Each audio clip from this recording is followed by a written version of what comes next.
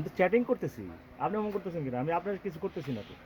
Chatting করছি। ওই cigarette দিছে কে ছাত্রদের? কাকে?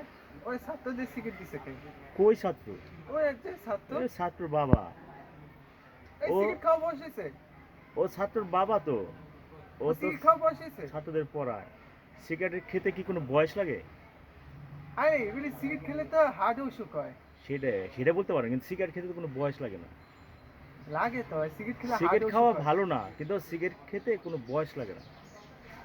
সিগারেট খাওয়া বয়স হয় নাই। সিগারেট খাওয়ার বয়স নেই তো।